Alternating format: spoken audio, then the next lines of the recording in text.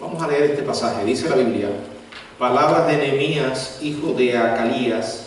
Aconteció en el mes de Quisleu, en el año 20, estando yo en Susa, capital del reino, que vino Hananí, uno de mis hermanos, con algunos varones de Judá, y les pregunté por los judíos que habían escapado, que habían quedado de la cautividad, y por Jerusalén. Y me dijeron: el remanente, los que quedaron de la cautividad allí en la provincia, están en gran mal y afrenta, y el muro de Jerusalén derribado, y sus puertas quemadas a fuego. Cuando oí estas palabras me senté y lloré, e hice duelo por algunos días, y ayuné y lloré delante del Dios de los cielos. Y dije: te ruego, oh Jehová, Dios de los cielos, fuerte, grande y temible, que guarda el pacto y la misericordia a los que le aman y guardan sus mandamientos. Esté ahora atento tu oído y abierto tus ojos para oír la oración de tu siervo, que hago ahora delante de ti día y noche, por los hijos de Israel, tus siervos, y confieso los pecados de los hijos de Israel que hemos cometido contra ti. Sí, yo y la casa de mi padre hemos pecado. En extremo nos hemos corrompido contra ti, y no hemos guardado los mandamientos, estatutos y preceptos que diste a Moisés tu siervo. Acuérdate ahora de la palabra que diste a Moisés tu siervo, diciendo: si vosotros pecareis, yo os dispersaré por los pueblos. Pero si os volviereis a mí y guardareis mis mandamientos y los pusiereis por obra, aunque vuestra dispersión fuere hasta el extremo de los cielos, de allí os recogeré y os traeré al lugar que escogí para hacer habitar mi nombre. Ellos pues son tus siervos y tu pueblo, los cuales redimiste con tu gran poder y con tu mano poderosa. Te ruego, oh Jehová, que esté atento tu oído a la oración de tu siervo y a la oración de tus siervos, quienes desean reverenciar tu nombre. Concede ahora buen éxito a tu siervo y dale gracia delante de aquel varón, porque yo servía de copero al rey. Vamos a ver. Padre, gracias por tu bendita palabra. Gracias porque en ella, Señor, vemos el camino que debemos andar, porque en ella te conocemos cada día más, Señor. Tú nos revelas tu voluntad. Ayúdanos, Señor, a obedecerla. Especialmente, ayúdame a exponer ahora las verdades que contiene este capítulo. Ilumínanos para entenderla, Señor, en el nombre de Jesús. Amén. Un líder que vive de rodillas. Todos necesitamos orar. Sin la oración no es posible vitalidad espiritual. Sin la oración no hay victoria. Si todos necesitamos orar, cuánto más aquellos a los que Dios nos ha puesto en una posición de liderazgo. Y cuando hablo de líder, no solamente me refiero no estoy refiriéndome a líder en el orden religioso, como un pastor, un misionero o cualquier otra responsabilidad dentro de la iglesia. También hay liderazgo en el hogar, hay liderazgo en un lugar donde Dios te ha puesto como presidente o administrador. Todos tenemos responsabilidades distintas en las cuales ejercer el liderazgo. Y Nehemías precisamente es un buen modelo, porque él, como la mayoría de las personas que se hallan en esta tarea, se enfrentó continuamente a circunstancias imposibles. No solo era líder, sino que fue líder en momentos difíciles. Ustedes recordarán que él estaba a 1300 kilómetros de la preocupación de su corazón. Su pueblo vivía en medio de escombros. Los muros de la ciudad habían sido destruidos. Y aún para complicar las cosas, Nehemías era responsable ante una persona impía y como tal no creía en Dios, el rey Artajerjes. Antes que Nehemías abandonara su puesto de responsabilidad y fuera a construir el muro, algo tenía que pasar en el corazón de este rey impío. De lo contrario, le habría sido imposible llevar adelante la tarea. Tenía que transformarse la mente, el corazón de este rey. Ahora, cuando Nehemías se entera de lo que había ocurrido, cuando recibe las órdenes de Dios, Él no salió corriendo para la oficina oval a darle un ultimátum al rey y decirle: me da 3 años de licencia, o de lo contrario renuncio, me voy. No. ¿Qué hizo él? Oró. Puso delante de Dios la situación, por difícil que era, y le pidió a Dios que cambiara el corazón de su jefe. Todavía Dios sigue en el negocio de cambiar vidas. Y acuérdense que el único que puede transformar los corazones es Dios. Y por cierto, no necesita nuestra ayuda, pero sí nos manda que pidamos y que confiemos en Él. La historia de Nehemías comienza aquí, en el capítulo 1, y quiero nuevamente leer los primeros 4 versículos. Palabras de Nehemías, hijo de Acalías. Aconteció en el mes de Quisleu, en el año 20, estando yo en Susa, capital del reino, que vino Hananí, uno de mis hermanos, con algunos varones de Judá, y les pregunté por los judíos que habían escapado, que habían quedado de la cautividad, y por Jerusalén. Y me dijeron: el remanente, los que quedaron de la cautividad, allí en la provincia, están en gran mal y afrenta, y el muro de Jerusalén derribado, y sus puertas quemadas a fuego. Cuando oí estas palabras, me senté y lloré, e hice duelo por algunos días, ayuné y lloré delante del Dios de los cielos. Probablemente fue Nehemías el que escribió este libro que lleva su nombre. Él se describe a sí mismo como hijo ¿de quién? De Acalías. Si usted busca, no lo va a encontrar en ninguna otra parte de la Biblia. También Nehemías nos habla de cuál era su profesión, su oficio. En el verso 11 de este primer capítulo dice: yo servía ¿de qué? De copero. No era un fabricador de copas. No sabemos más nada de sus credenciales. Era copero del rey. Ahorita voy a explicar, ya lo hablé en el mensaje de introducción, qué era la función del copero.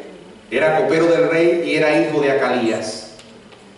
Ahora, el hecho de que él fuera copero significaba que tenía una responsabilidad muy importante dentro de la corte real.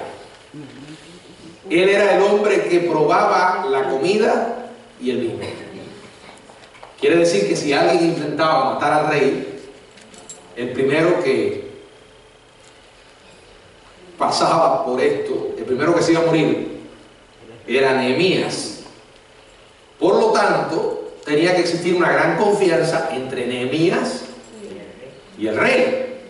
No iban a tener en ese puesto a alguien que no fuera de total, de absoluta confianza para el rey. La historia comienza en el invierno, en el mes de Quisleu, o sea, vamos a decirlo con los meses que conocemos, en el mes de diciembre, en el 20º año del rey. Sabemos que ese año fue alrededor del 444 al año del 445 hasta el 44 antes de Cristo. Y el lugar que se nos menciona en el verso 1 era Susa, la capital del imperio medo-persa, que era la capital del mundo antiguo. Era la ciudad donde se hacían las decisiones finales. A menudo las últimas noticias del imperio le llegaban al rey Artajerjes por medio del mismo copero. Fíjense cuánta intimidad, qué relación tan profunda entre el copero y el rey.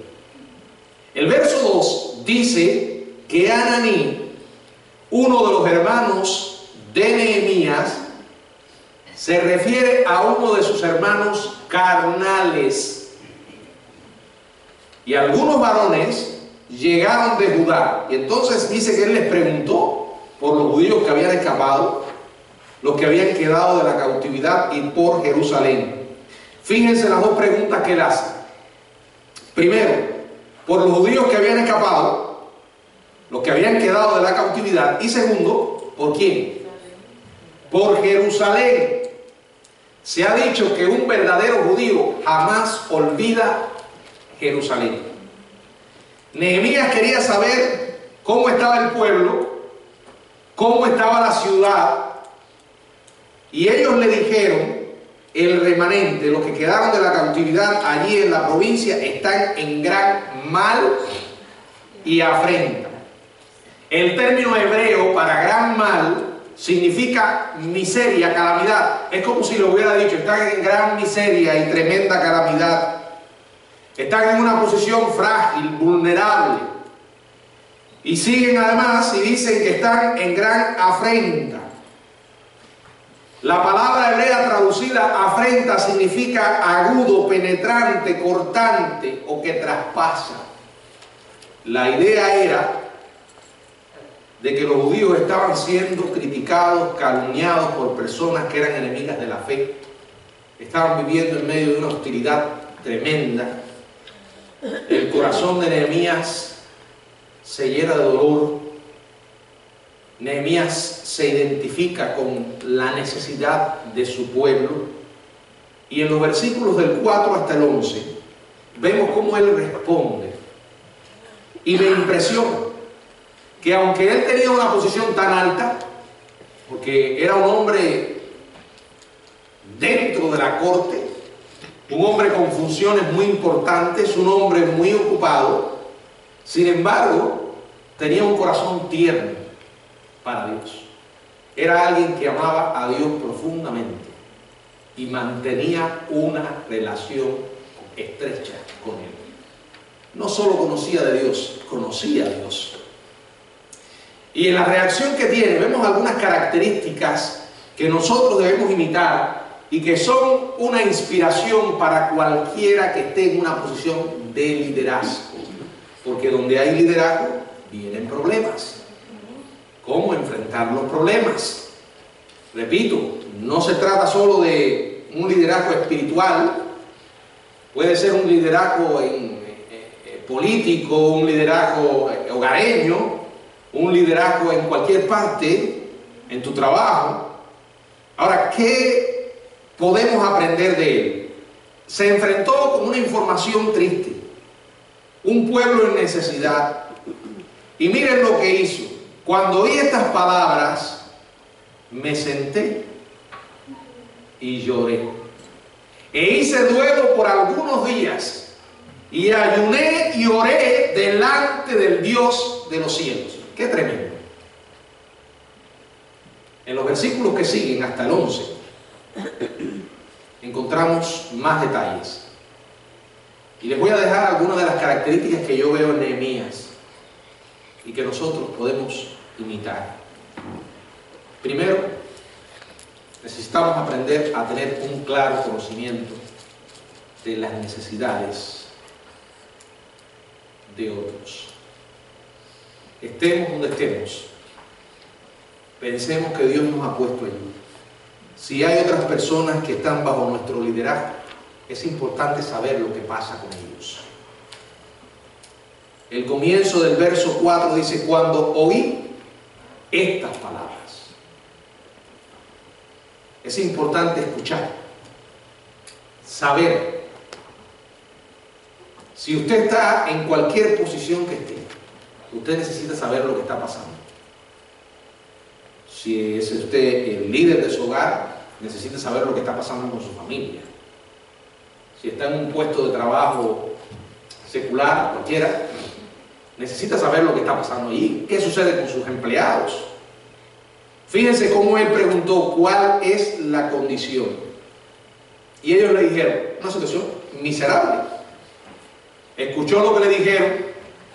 Mi pregunta es: cuando nos encontramos en medio de dificultades, ¿estamos informados acerca de ellas? ¿Somos sensibles? ¿Somos sensibles con lo que pasa en nuestra familia? ¿Es sensible con las necesidades de sus alumnos, de los muchachos que están en el salón de clase? ¿Está en contacto con las personas que dirigen? ¿Sabe lo que está pasando? Un líder tiene conocimiento de las necesidades. Segundo, se identifica con estas necesidades. Miren lo que hizo él. Cuando oí estas palabras, se sentó y dice la palabra, y lloré. Lloró. Se identificó con el dolor de su pueblo. Lloró sobre las ruinas. Los muros están caídos, oh Dios. Es una situación triste. Tenemos que identificarnos si realmente queremos ser usados por Dios. Si usted no pone el corazón en lo que está haciendo, no será efectivo. Eso es lo que se llama pasión.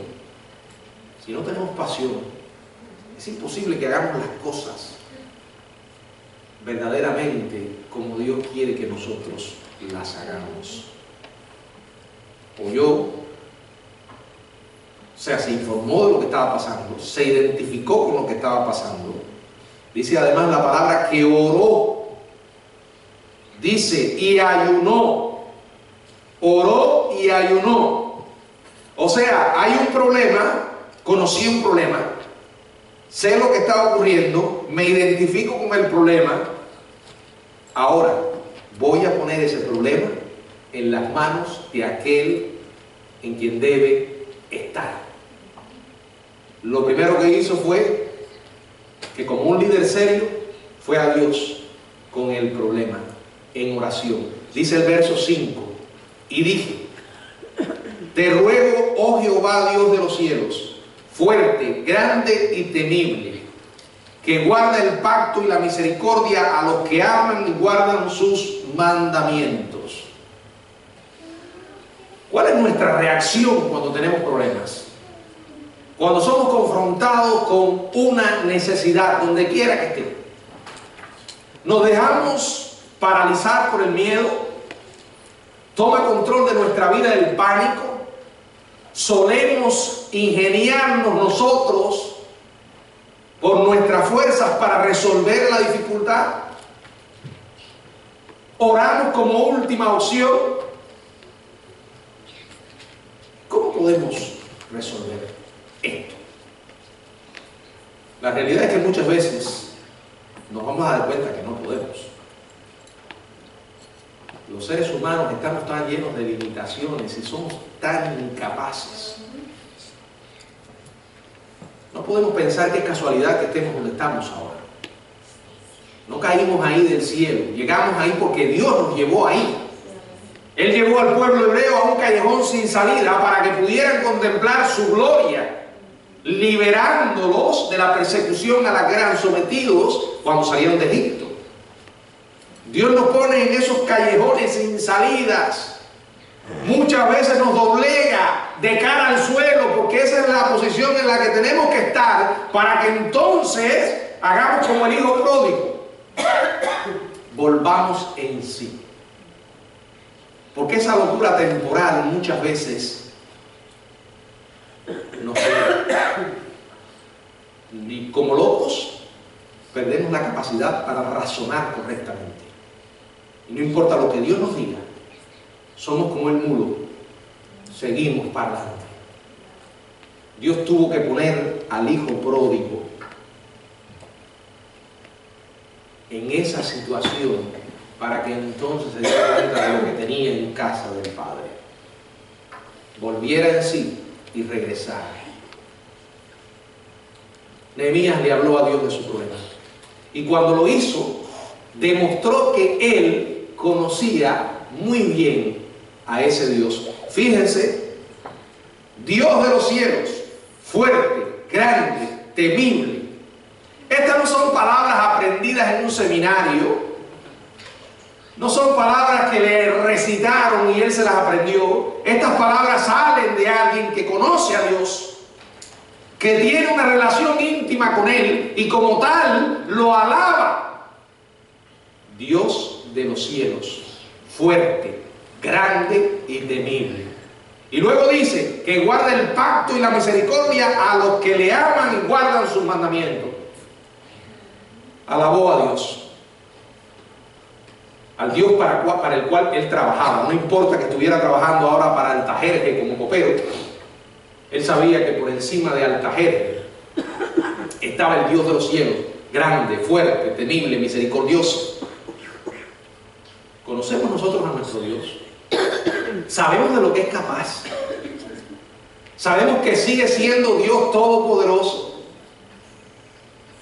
Un Dios que nos mira con compasión y que se ha identificado con nuestra miseria, que nos mira cuando estamos en necesidad y la suple, que una y otra vez hace milagros y usted y yo a veces no lo vemos.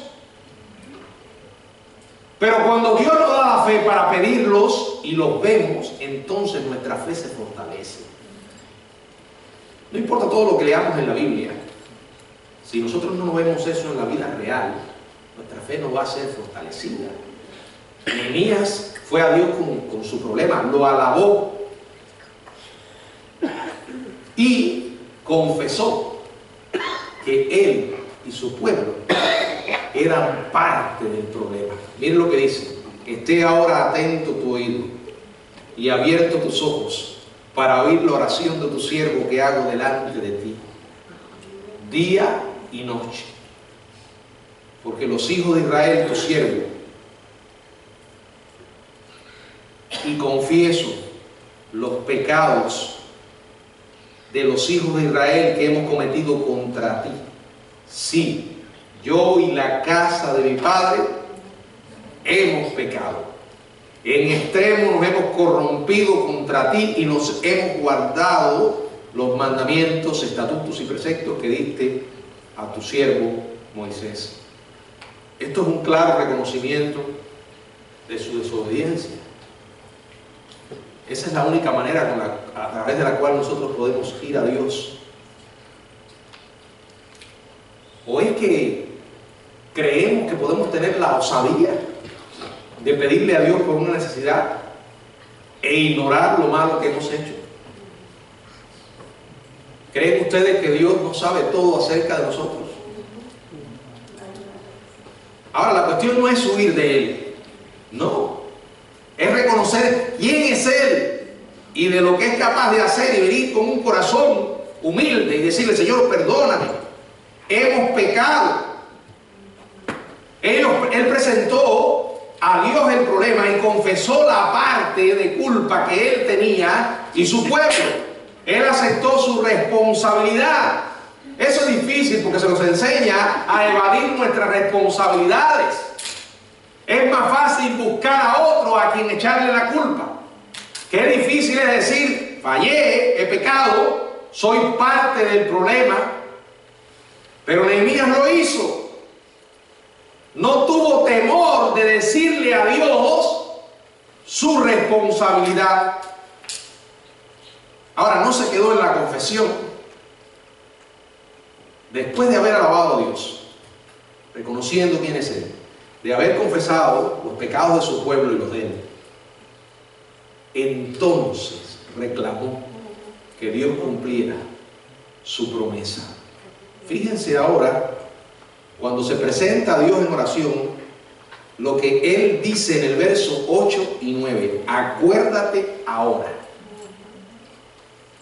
Él no llegó a este punto sin antes hacer lo que hizo: alabarle y confesar.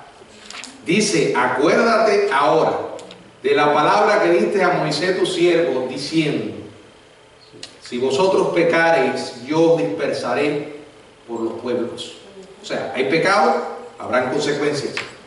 Pero si os volviereis a mí y guardareis mis mandamientos y los pusiereis por obra, aunque vuestra dispersión fuere hasta el extremo de los cielos, allí los voy a recoger, los voy a traer al lugar que escogí para hacer habitar allí mi nombre.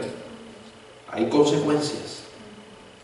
Si hay pecado, hay consecuencias negativas. Si hay arrepentimiento, vendrán consecuencias positivas. Ahora, ¿qué es lo que está haciendo Nehemías aquí? Está citando la palabra de Dios. No solo Levítico 26, sino Deuteronomio 30. No solo conocía a Dios, sino que además conocía su libro. Y él le dijo: Señor, yo abro el libro delante de ti, te presento las mismas palabras que hablaste, las mismas promesas que hiciste, y te pido que las cumplas, Señor. ¿Cuál era la promesa? La promesa era doble. O sea, si Israel obedecía, o sea, si desobedecía, iban a ser llevados a tierra extraña. Eso ocurrió.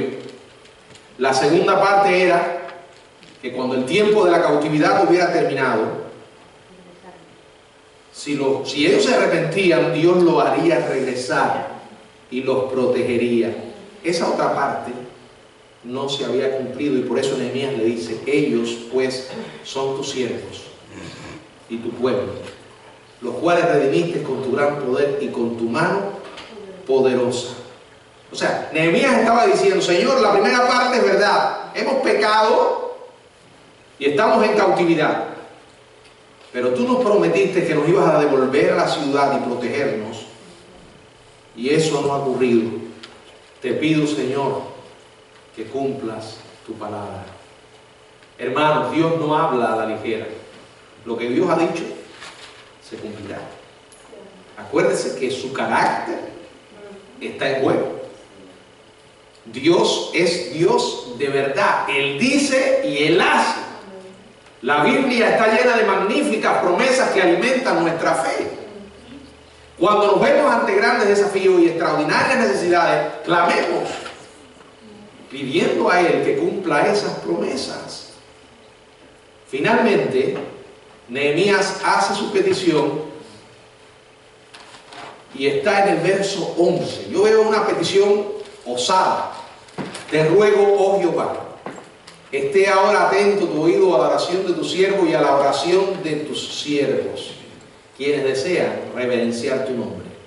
Concede ahora buen éxito a tu siervo y dale gracia delante de aquel varón, porque yo servía de copero al rey.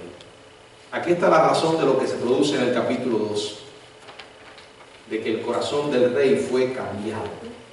Él pidió éxito, pidió gracia, y Dios le dio éxito y le dio gracia. Dios responde nuestras oraciones. ¿Cuánto creemos esto? Si tú no oras, es primero porque no crees que Dios escucha, y mucho menos que Dios responda. Cuando creemos que Dios se comunica con nosotros y nosotros nos podemos comunicar con Él cuando oramos, entonces la oración se vuelve una manera de vivir. ¿Y cuán importante es orar cuando estamos en necesidad? ¿Qué efecto positivo tiene orar? Se los voy a dejar y con esto termino. Cuando tú y yo oramos, esperamos. Es imposible hacer las dos cosas. No puedo orar y obrar al mismo tiempo. Sobre todo cuando ya he estado obrando y obrando y nada he conseguido. Tengo que esperar que termine la oración para entonces actuar. La oración nos obliga a dejar la situación en las manos divinas. Nos hace esperar. ¿Quieres esperar? Ora.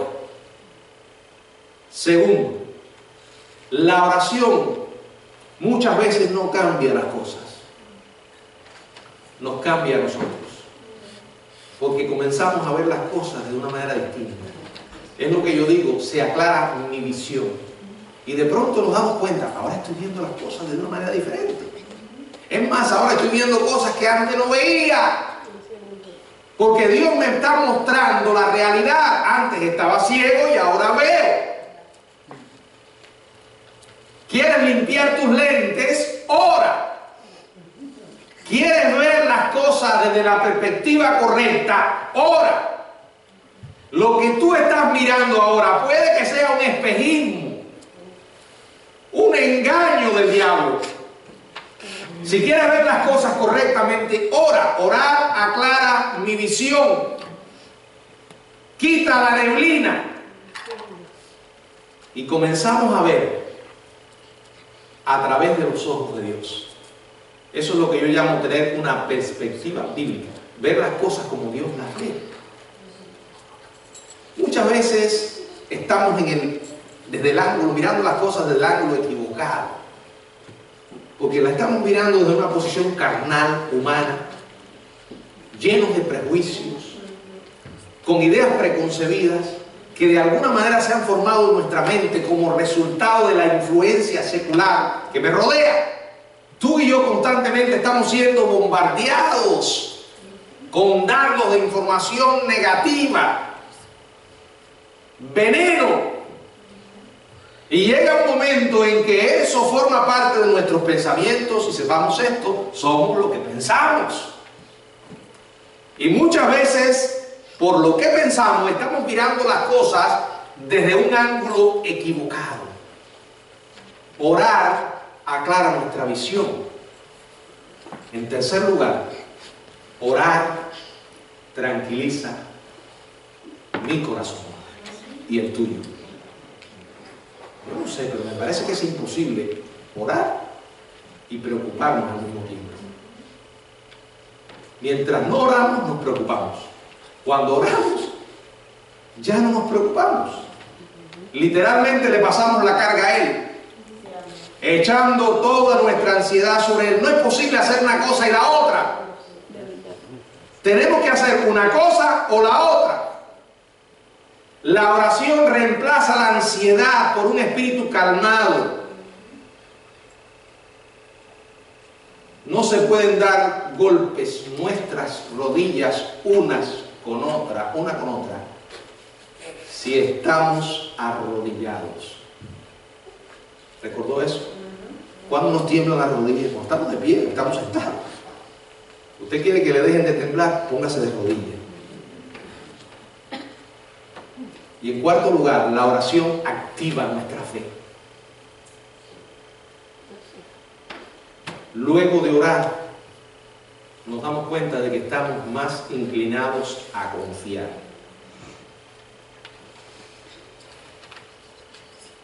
Yo no tengo una personalidad como algunos por ahí que son personas positivas constantemente. Hay personas que el mundo se les está cayendo a pedazos y siempre están sonriendo. Y si tienen a Cristo, mejor todavía. Yo por naturaleza soy más bien una persona melancólica, como clasifican los psicólogos. No le suelo ver el ángulo positivo a las cosas. Ahora, lo peor de mí sale cuando no oro. Me vuelvo entonces una persona súper negativa y crítica. O sea, que en mi caso orar no es un lujo, es una necesidad. Porque cuando oro, la fe que Dios me da se enciende y se fortalece. Yo no creo encontrar, desde un punto de vista práctico, una teología mejor sobre la oración que la que yo veo en el capítulo 1 de Nehemías. Un hombre ante un gran desafío, un hombre con una tarea increíble para realizar, y fue a Dios, oró, e inmediatamente Dios comenzó a actuar. A mí me apasiona este libro, lo he leído muchas veces y cada vez que lo leo, Dios me habla de una manera muy especial. Vamos a seguir el rastro de este hombre. Inmediatamente que él ora, Dios cambia el corazón del rey. Y entonces, Nehemías no era un manipulador. No fue que él oró y entonces se puso así para que el rey le preguntara. Eso es manipulación. Ahora, él trató de mantenerse lo mejor posible, pero el rey, que lo conocía bien, se dio cuenta que algo le pasaba. Porque en el corazón estaba herido. Ahora, si él le dijo al rey, no lo que estaba pasando, pero el rey le podía haber dicho, ¿por qué tienes esa cara de tranca? ¿Sabes que en mi presencia no puedes estar triste? Voy a mandar a que te corten la cabeza. Pero no. Él tenía una relación con el rey, le respetaba, y el rey le preguntó, ¿qué te pasa? Y ahí comenzamos la cadena de milagros.